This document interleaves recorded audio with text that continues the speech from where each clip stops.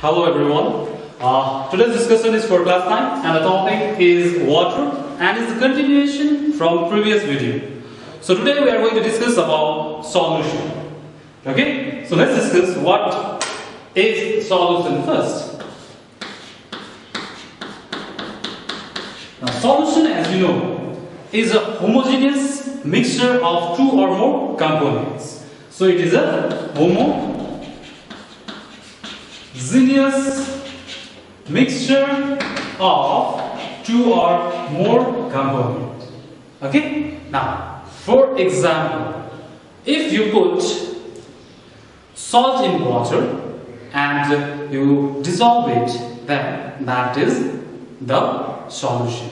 Okay? So, what is solution? For example, solution would be like you put salt NaCl in water, then that would give you solution. Now salt here, which is this particle, these particles are known as solids, and here water. Okay, water is known as solvent. So solution in general comprises of solids and solvent which are dissolved or mixed to make a homogeneous solution or mixture. So in our daily life we have seen so many types of solutions. For example, liquid in liquid, like whenever you mix water and alcohol. Okay, that is the example of liquid and liquid solution. Now let's discuss of this solid and liquid solution. Here this particular example is for solid, salt particles, solids, they are solid. Whenever it is dissolved in water, then that would give us what? Solid in water solution or liquid solution. The third type is like gas dissolved in liquid.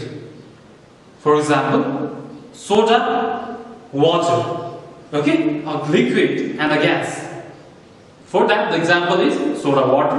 And the final and the fourth type of solution is solid and solid. So whenever these solids are melted and they are mixed in certain fixed composition, then that would give us solid and solid solution. For example, alloys. Okay, now let's discuss about characteristics of solution. Now, characteristics, how can you say whether if you mix two different components, whether they are giving you a solution or not? For that, there are certain characteristics. So let's discuss them. Characteristics of solution. The first one, that is what? It is homogeneous. This is the characteristics of what? Solution. The first one is it is a homogeneous mixture. And the second one is the size of solute, like salt. Example, salt in water. Salt is what? Solid. The size of solute is so small, it's so minute, and is of the range of 10 to the power minus 10 meter. You can imagine it's so small, you cannot see it by your naked eyes. Number 3, it is transparent and clear. Number 4, it doesn't scatter the light. It does not scatter light. And number 5 is what? Once you made, say, sugar solution, you dissolve it properly. Now, will you be able to separate out this sugar crystal from this solution by filtering it? Will you? No. So, the fifth characteristic is what? The solute and cannot be separated by filtration. The solute and the solvent in a solution It cannot be separated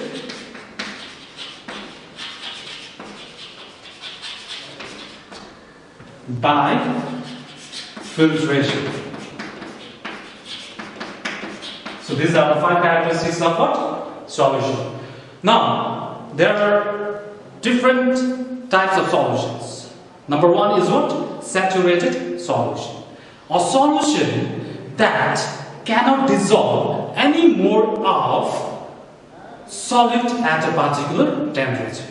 Okay? Then such solution would be known as what? Saturated solution. Means it has reached its saturation level. Now solvent has dissolved whatever amount of solid it could dissolve. Okay? And after reaching that point, it will not be able to dissolve any more of the solid. Then that solution is known as what? Saturated solution. Now, just the opposite of saturated is unsaturated solution. Now, unsaturated solutions are those solutions which are capable. Now, if you put little more amount of solid, they would be able to dissolve them at that particular temperature. Okay?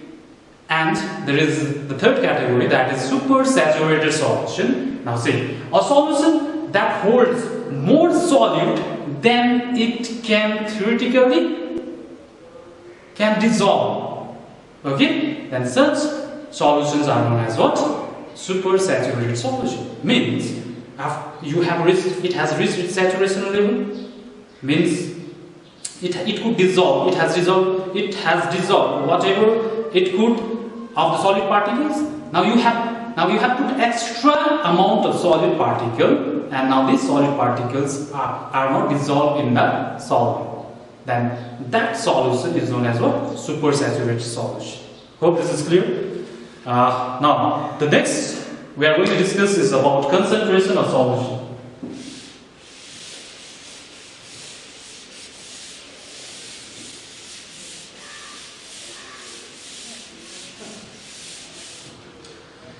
Concentration of solution.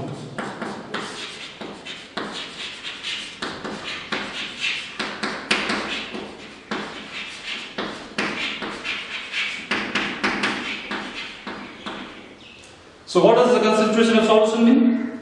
It means that it is the amount of it is the amount of solute dissolved in a given solvent at that particular temperature. Okay? So let me repeat once again. What is concentration of solution? Concentration of solution is the amount of solute dissolved in a given quantity of that particular solution. Okay? Now, this can be calculated by 2 different means. Number 1 is percentage, mass percentage, or percentage mass. Let's write mass percentage.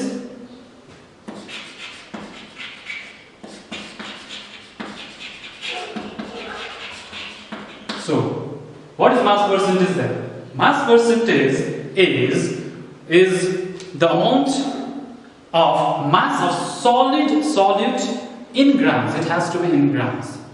So mass means it has to be in gram. So it is the mass of solid solute in gram. Okay, which is present in 100 gram of the solution. So it is the mass of solute in grams present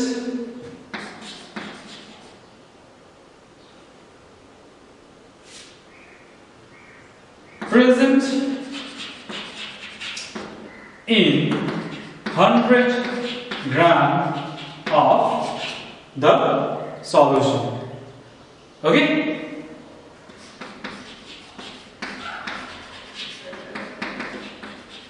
So let's discuss with example. Suppose you have taken, say, 10 gram of NaCl, that is common salt. So how much you took? 10 gram of NaCl, and you dissolved it in what? You dissolved it in, say, 90 gram of water. So how can you calculate mass percentage? So mass percentage is given by mass percentage is given by what? Mass of solid. Mass of solid. It has to be in grams, divided by mass of solid plus mass of solvent. So this mass of solid here is what? It is the 10 gram of NaCl solid, and this mass of solvent is what? It is the solvent here is what? Water. So how much have you taken? 90 gram. Therefore, you just substitute these values. So mass of solid here in this example is how much? 10 gram. So 10 it has to be, since it is in what? Percentage, it has to be multiplied with 100. Don't forget this part, okay? This into 100. So this is 10. Mass of solid is 10, and mass of solid is how much? 10 plus mass of solvent is how much? 90 gram. So into 100. So if you calculate it, you get 100 into 100. This 2 will be cancelled out. So you will be getting 10%. Okay, this is mass percentage. Now, the concentration of solution can also be calculated in terms of volume percentage. So let's discuss that now. Okay?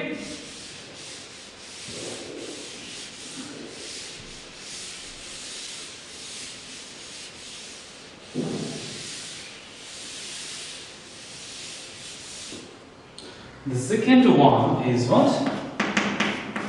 Volume percentage. Now what is volume percentage?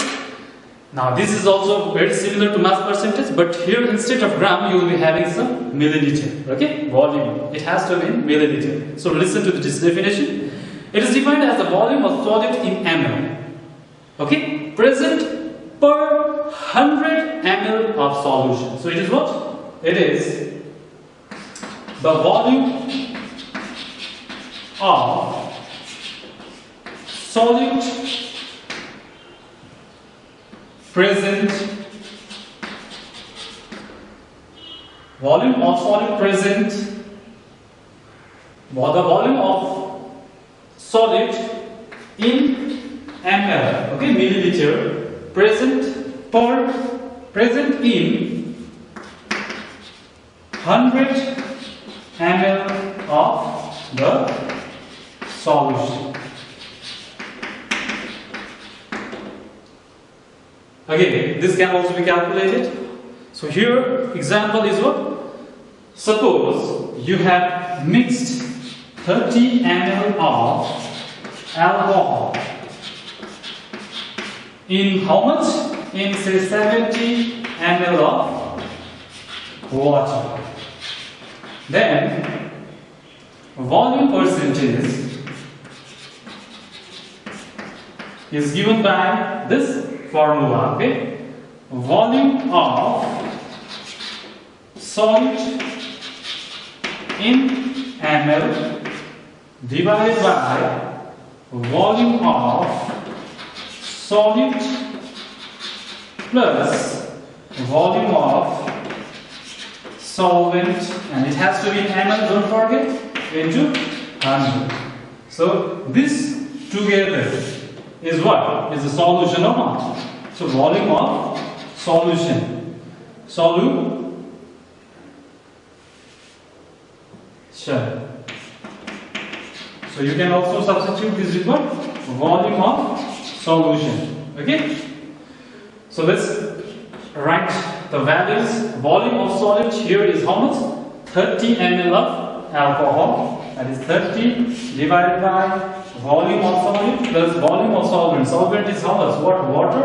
And what is the value? 70. So you would be getting 30 divided by 100 into 100. This is into 100. Okay? Don't forget this part. This is into 100. So you will be getting is equal to 30. So mass percentage and volume percentage is almost same. The process is same. Just the difference lies here. Here you have to take the volume in ml in case of volume percentage, and in case of mass percentage, you need to take them in gram. Weight mass. Mass has to be taken in gram. That's just the difference. So now let's move on to the next topic, that is solubility.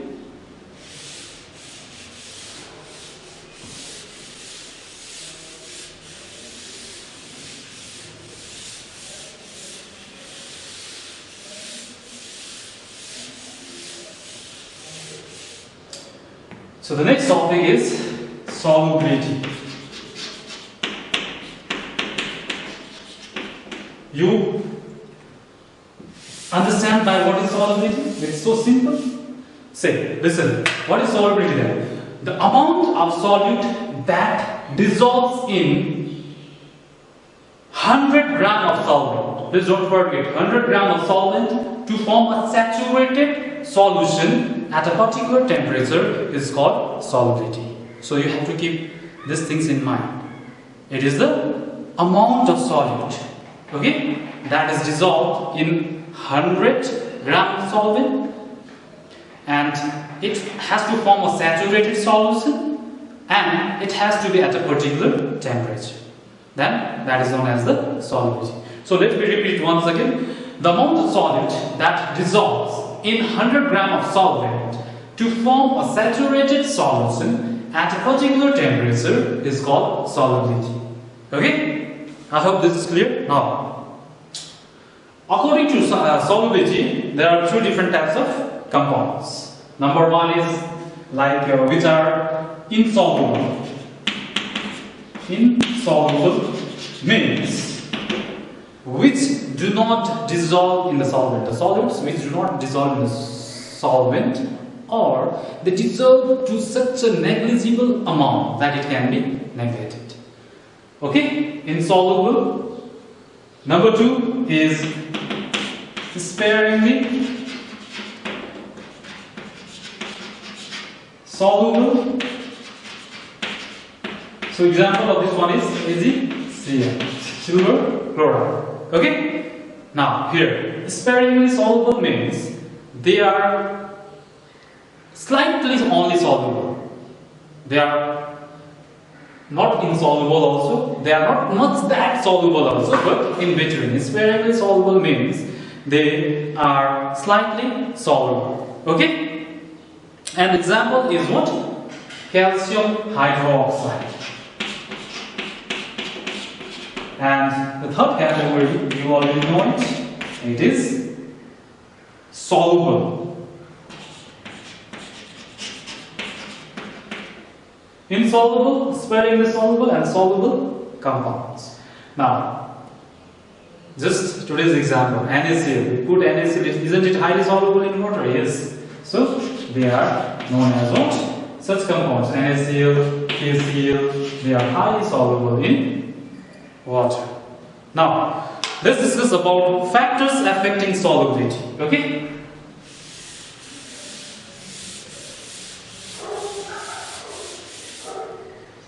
Factors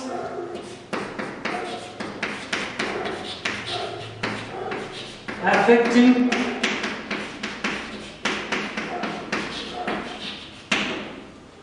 solubility.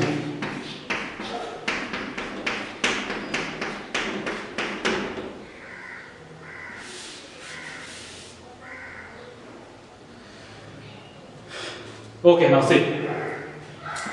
Now, the first factor that affects solubility, okay, is what? Size of the solute. Size of the solute. The smaller the size, more will be the solubility of that particular compound. Please remember, smaller the size, their surface area would be more, means they would come in contact with more amount of solvent, therefore they will be more soluble. Don't forget that. Number two, sterile. This is your common experience. as you stir a solution, what will happen? The solubility of that particular solute will be more in that particular solvent. Okay? Number 3, temperature. Now, with temperature, the solubility of solute would increase. This is also a common experience. Have you ever made tea? There, you put sugar in water. At first, it is not that soluble.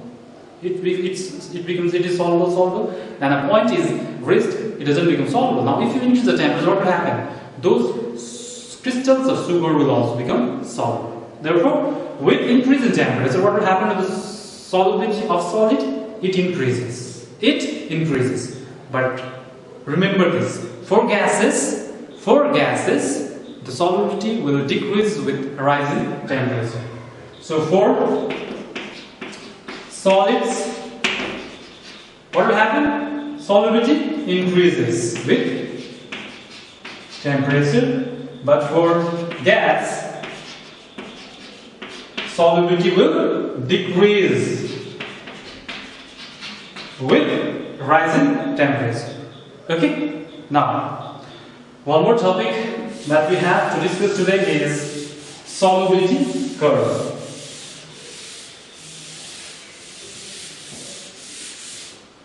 What is that? That is solubility curve. Now, what is the solubility curve? Okay, here, please look at it. Solubility curve is a line graph, okay, which shows the change in solubility of a particular solute at a particular temperature with change in what? Temperature. Here, please listen carefully. What we are checking? We are checking the solubility of. We are examining the solubility of what? Solubility of solute with change in temperature. Okay? So let me tell it once again. A solubility curve is a line graph that plots change in solubility of a solute in a particular solvent against changing temperature. So let me plot this graph first, then you'll understand it better. This is the x-axis, this is y-axis. Now along the x-axis, as you move this side, what will happen? This is say 20, this is 40, this is 60, this is 80, this is 100. So these are in degree centigrade. So this side along the x-axis, what we have? We have temperature in degree centigrade. So what you saw, as you're going away from this particular origin, what will happen? The temperature keeps on increasing. Now as you go up in the y-axis, now this side, what is given? Solubility. Okay? Suppose this is say 20, 40, 60, 80, and this is 100. Now, here according to solubility again, we can categorize this solubility of solute in a solvent at a particular solution, okay, into 3 categories. There are 3 types of solubility curves. Number 1 is what will happen with rising temperature.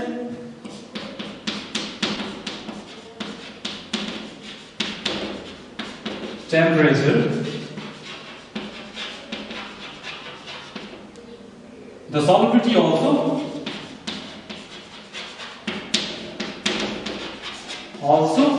increases.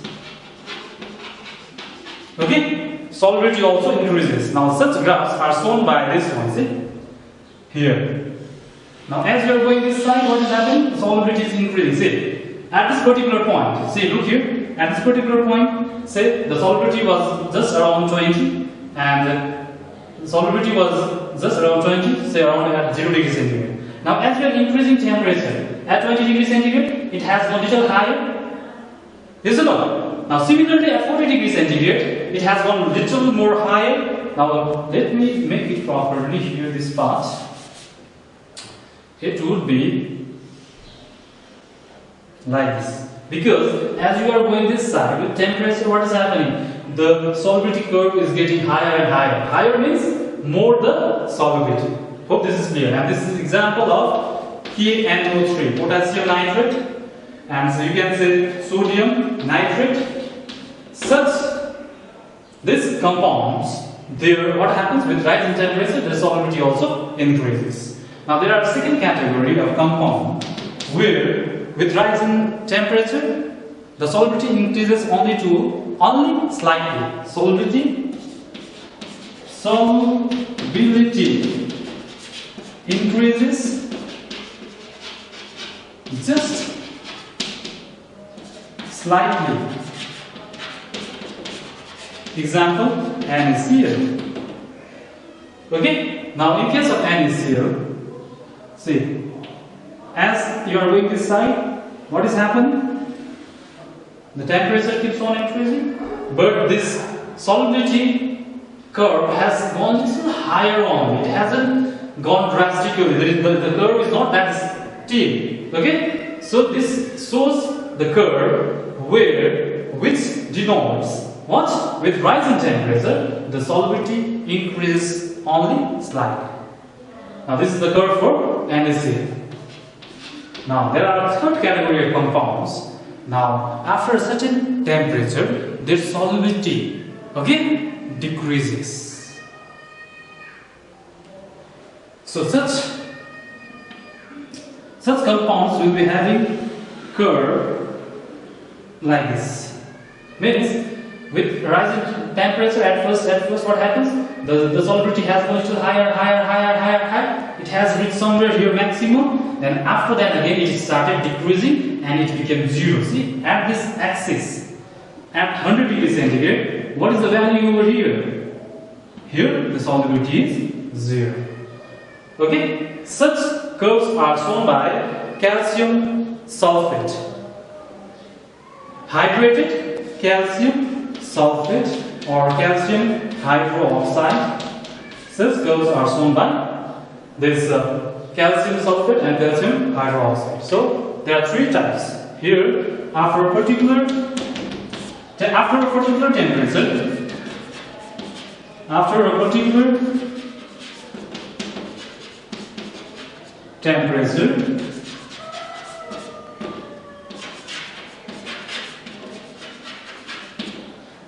the solubility decreases.